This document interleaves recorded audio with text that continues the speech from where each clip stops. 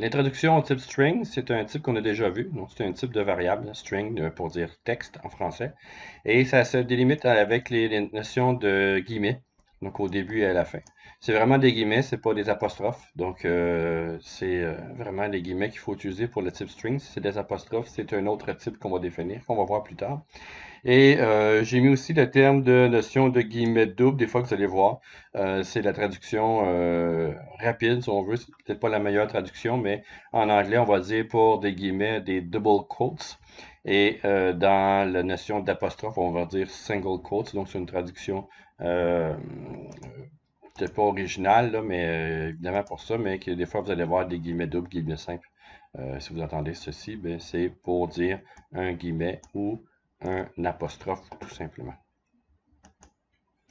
La création d'une variable string, on l'a vu aussi, donc je vais passer relativement rapidement là-dedans. Bien évidemment, il y a toujours son type, le nom, donc vous voyez que c'est pas le meilleur nom, donc pour la démo ça va, mais pour la programmation, c'est pas ce qu'il y a de mieux.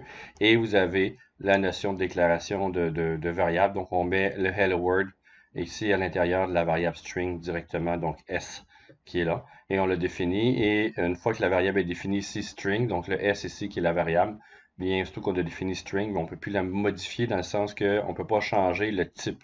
Donc, je peux changer évidemment ce qu'il y a à l'intérieur du hello world, mais je ne peux pas, ce qu'il y a à l'intérieur plutôt du S que je voudrais dire ici. Donc, je pourrais changer hello world pour bonjour le monde, quelque chose du genre.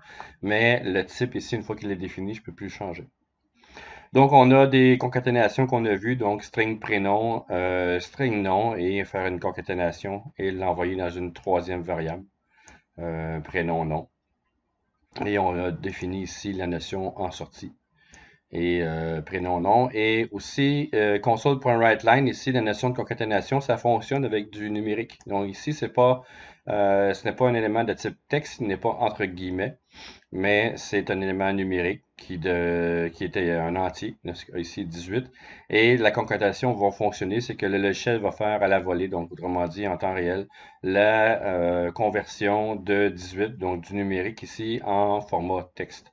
Donc quand il y a des différents formats de concaténation, par exemple string avec du numérique ou string avec, je voudrais dire string et integer par exemple, ou string avec un double. Donc, un double, c'est un chiffre réel. C'est un nombre réel avec un virgule.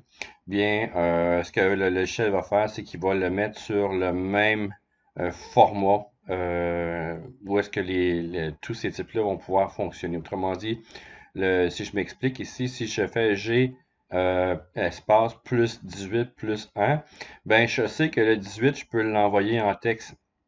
Donc, si je voudrais le faire, que ça fonctionne en vrai, bien, je devrais mettre, bon, ici, je ne peux pas le faire avec la notion du Word, mais si on imagine que c'est des guillemets, donc qui sont là, bien, je pourrais faire G plus 18 plus 1 et ça fonctionnerait. Donc, le type entier, je peux l'envoyer en texte assez facilement.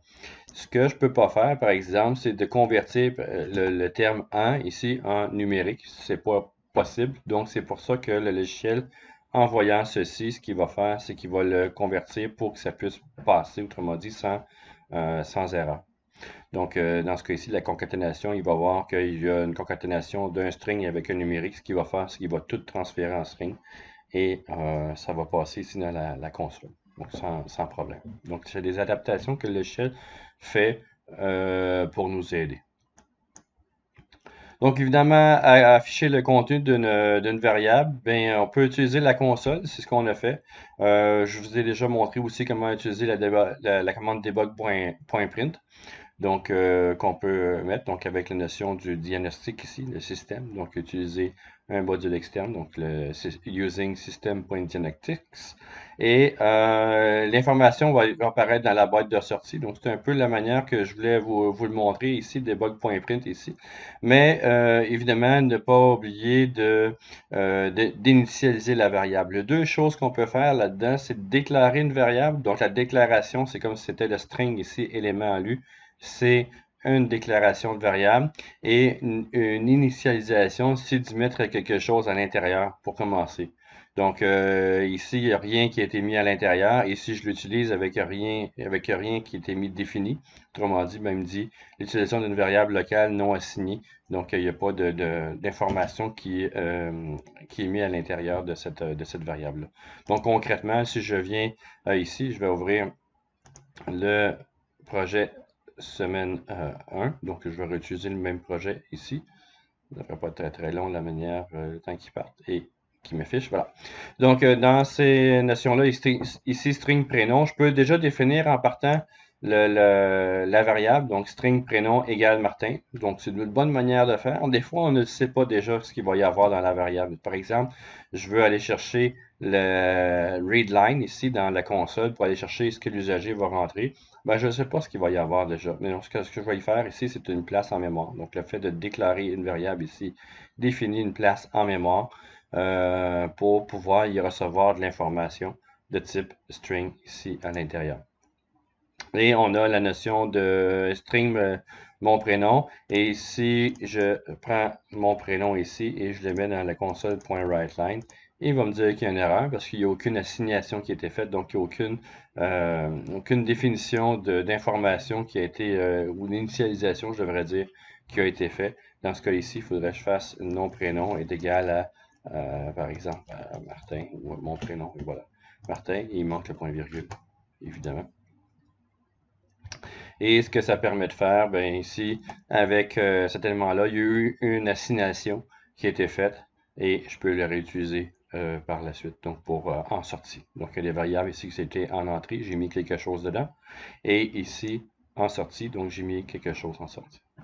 Un autre élément aussi de ta cahier qui vient de se produire quand j'ai cliqué sur mon prénom. En cliquant sur les variables, entre autres, ça permet de voir toutes les variables où est-ce qu'elles se trouvent. Donc, mon prénom ici, mon prénom là et mon prénom ici directement. Et si je clique sur console, évidemment, ça fonctionne. Mais pour les variables, savoir où est-ce que vous les utilisez facilement, mais en cliquant sur un, vous avez accès à les autres aussi qui vont se sélectionner automatiquement. Ça, c'est quelque chose qui peut être intéressant quand vous cherchez les types de variables ou les variables dans lesquelles les endroits où est-ce que vous les utilisez, excusez-moi, dans les endroits où est-ce que vous les utilisez, donc dans votre code, dans votre programmation. Ici, tout simplement. Donc, on a pour cette partie-là, donc la déclaration et l'initialisation de la variable directement. Lire une donnée fournie par l'usager, c'est plus pour vous donner aussi un côté de documentation, si on le fait. Donc, console.readline permet de lire l'information. Ce que je vais aller récupérer de cette fonction ici, c'est un string. Donc, on a vu comment faire dans le labo de récupérer l'élément. Ce qui retourne ici, c'est un string. Donc, je devrais avoir une variable string qui m'est fournie pour aller chercher l'information à l'intérieur de cet élément-là. Donc, vite, là. Si je fais console, console.readline, on a accès à l'information. Et si vous regardez dans l'aide, j'ai console.readline. Ce qui retourne ici, c'est un type string. Donc, on a un string, on peut le voir directement. Et évidemment, c'est toujours par des parenthèses pour cette fonction-là. Et ce que j'ai besoin d'avoir là-dedans, ben, c'est d'aller définir mon prénom, par exemple. Mon prénom est égal à ceci.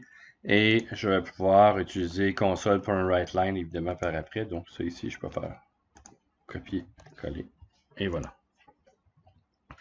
Donc, je vais avoir readline ici qui va se faire et par la suite, mais ça va fonctionner. Donc, si je fais F5 rapidement, c'est vraiment une variable de type string qui s'attend d'avoir et non un autre type de variable comme un entier ou des choses comme ça.